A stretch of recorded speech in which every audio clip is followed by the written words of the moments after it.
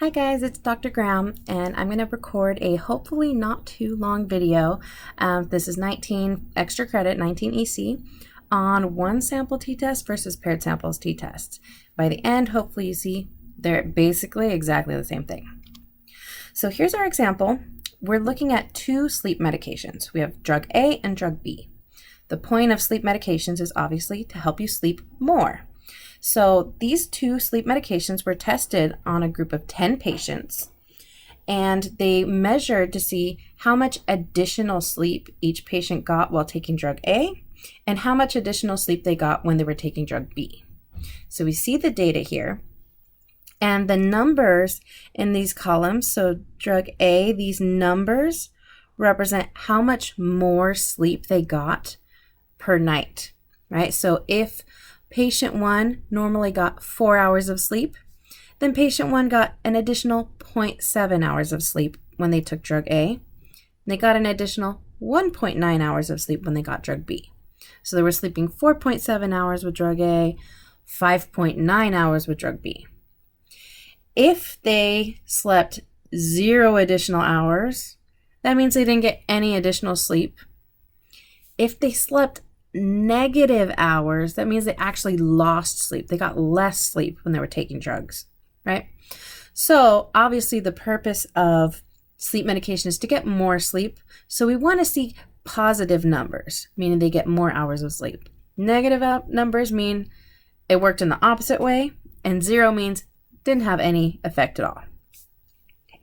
So we want to first identify what are our null hypotheses we could use here. It's sort of like a 2-for-1 study. So we could ask, does drug A affect sleep? And does drug B affect sleep?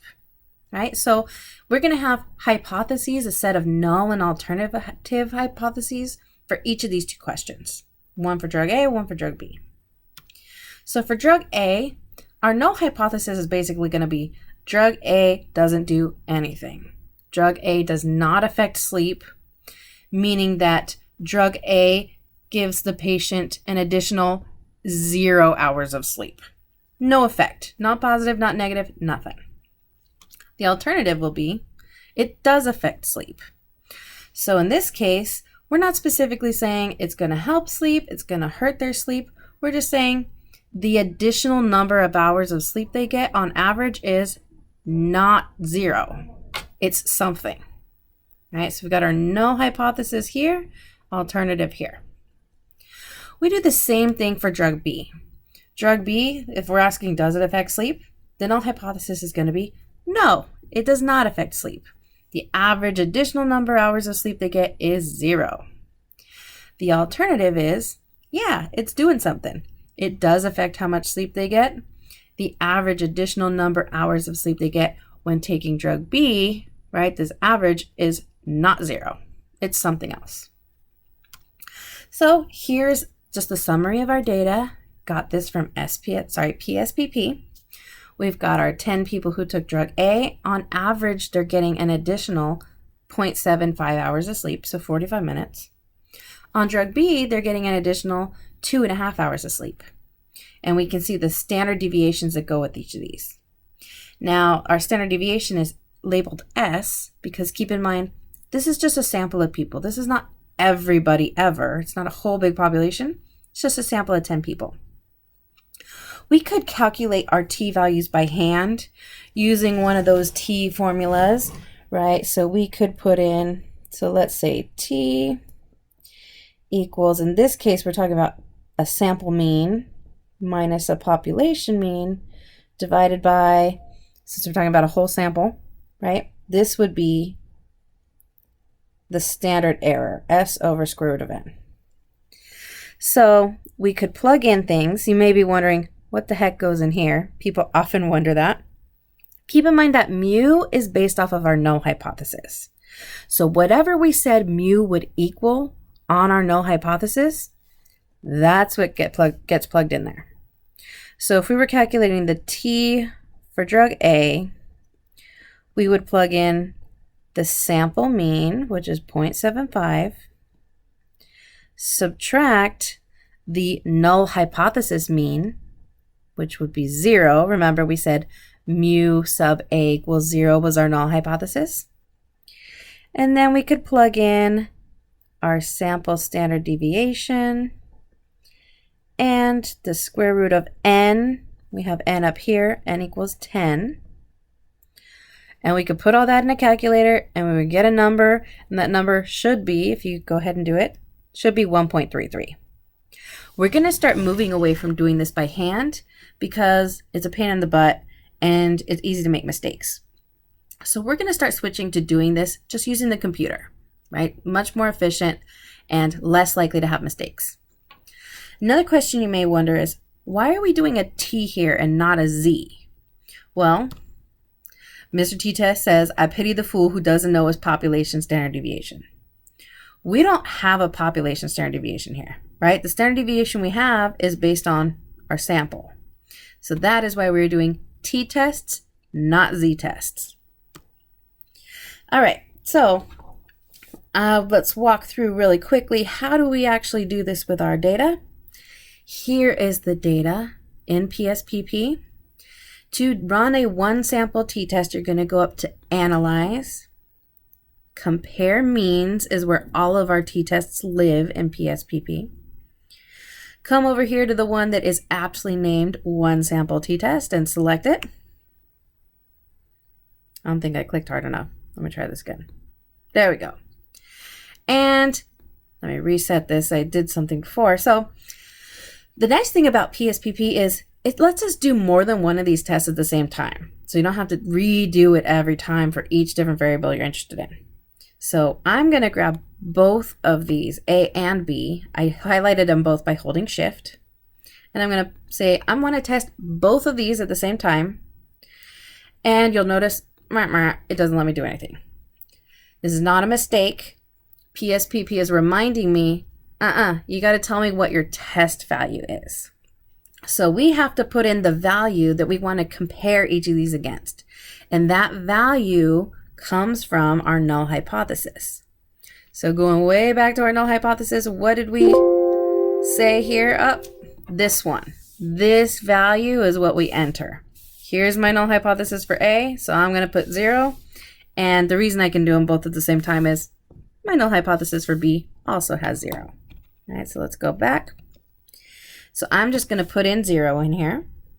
And then you'll notice, see when I type in 0? Boom. OK is no longer gray. I can click it. And here's my result. So here is my output. You'll see I get two different tables. The top table gives me my descriptive statistics. The bottom table gives me the t-test stuff. And so let's go back to my PowerPoint slides and view them there. Okay. So this I just copy and pasted from PSPP. So here, this is just what I did. Analyze, compare means one sample t-test. We see the descriptive statistics on top. The t-test statistics are on the bottom because we just did two one sample t-tests at the same time. Now, as a reminder, like I talked about, when you run a one sample t-test, if you don't put in a test value, it won't let you do anything. So there's our test value, 0, that we put in. We can see our t values, which match the t values from the previous page, the table that we had.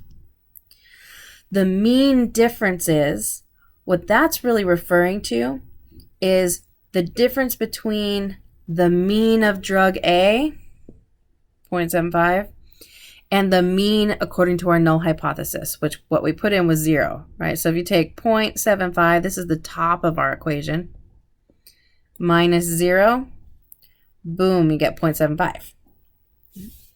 Same thing for B. Now in SPSS and PSPP, there's no column labeled p-value. So how the heck do we tell if something's significant or not, right? Because I know that if p is less than 0.05, then it is significantly weird. There's no column labeled p here.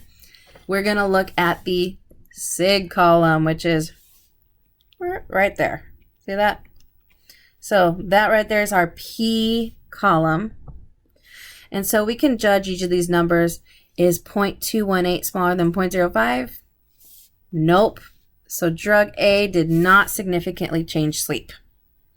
What about 0.005? Is that smaller than 0.05? Yes. So drug B did change sleep.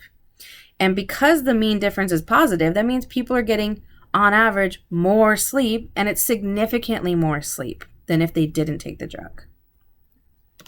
So we could write up each of these results using APA style.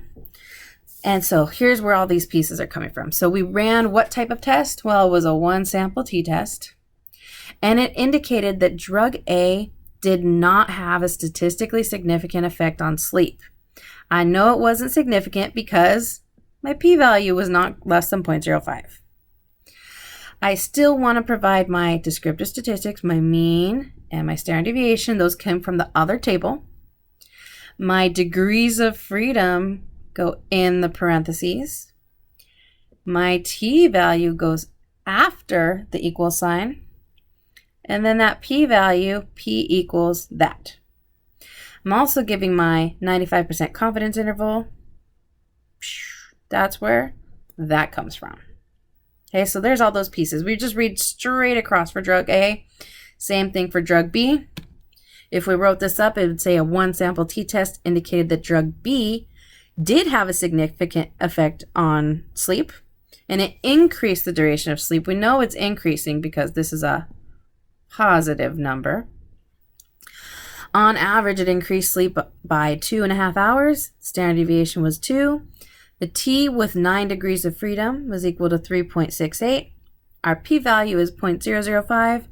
And we are 95% confident that the real mean difference, the real amount that drug B is changing people's sleep, like if we did it to the whole population, will be somewhere between 0.9 hours and 3.76 hours.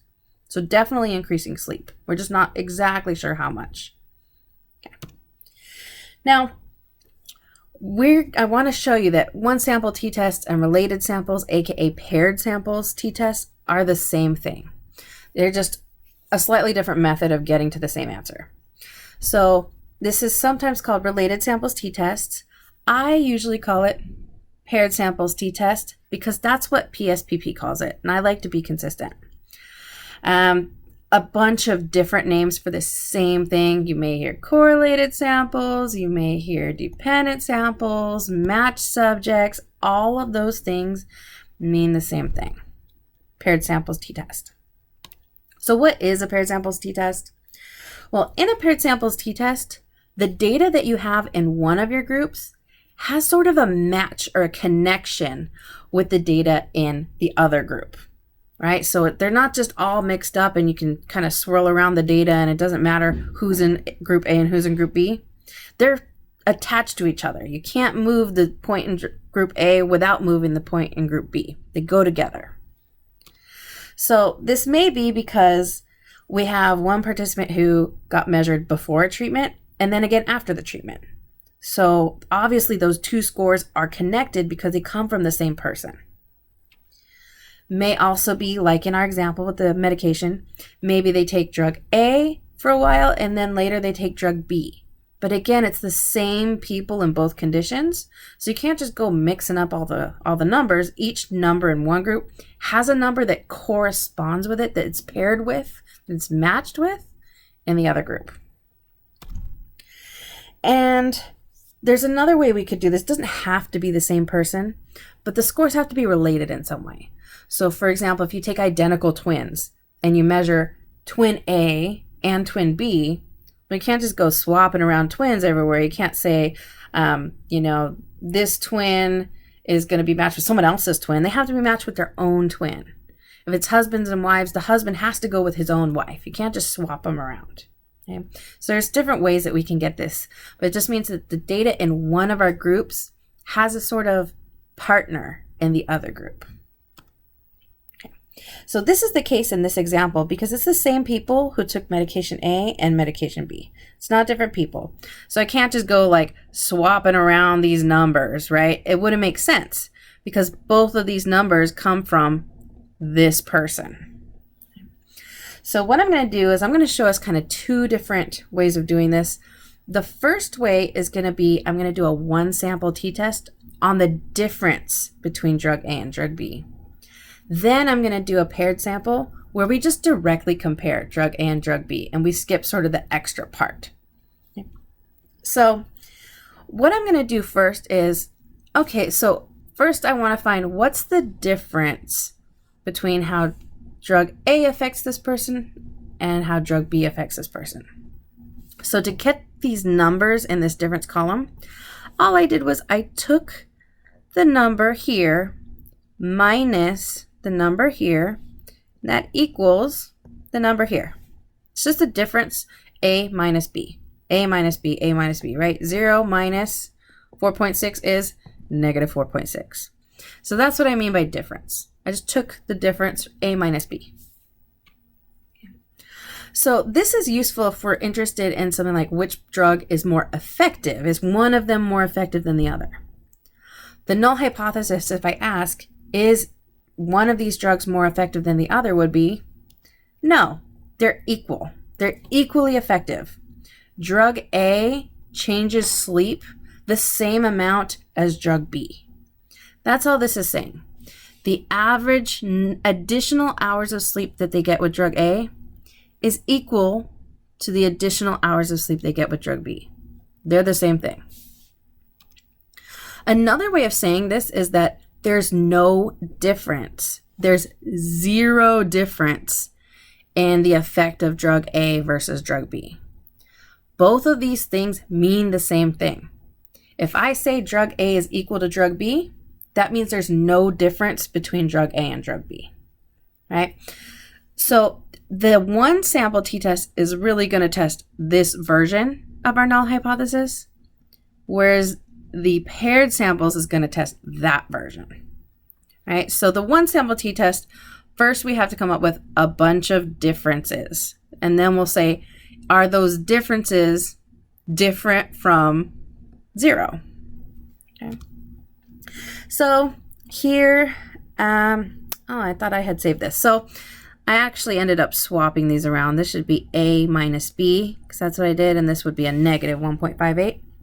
Again, we could do it longhand. Oh, that's where I changed it. Okay, so we could do it longhand, and we would get the t-test negative 4.06. I'm gonna jump right into PSPP and show you how I got that. Okay, so first of all, when you're in PSPP, you don't have to do each of those subtractions by hand. There is a shortcut. To do the shortcut, you're going to go to transform, compute to compute a new variable. I actually already did this. So the way I'm going to compute is I want to give my new variable a name. I'm going to call it differences. And then in the numeric expression part, you got to tell PSPP what you want to do. So I'm going to take drug A, and then I want you to subtract drug B from drug A. So drug A minus drug B. And that's going to give me my differences. Click OK. And you see it gives me this column. Filled it all out for me. Nice and easy. So to do this one sample t-test, we're going to go again, analyze, compare means, one sample t-test. Let's go ahead and reset this. I can move over my new variable differences. And again, we refer back to our null hypothesis to tell us what number goes in there. Test value, bingo, right there, 0 again. Put in my 0, click OK, and it will spit out our new t-test down here.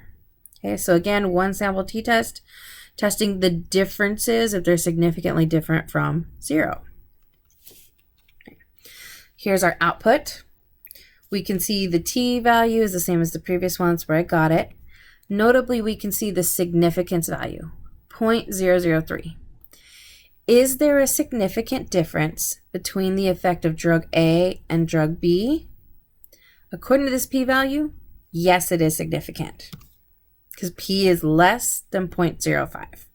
So there is a significant difference between the two drugs. Now, alternatively, we can run this, right? So that method, the one sample method, requires creating this new variable first, differences. So you got to kind of like pause, go, figure out how to calculate it, and then do it. The easier, more straightforward way is just to do a paired sample where you say, just compare drug A and drug B and tell me, are they different? Right? We skip the middle step with the differences.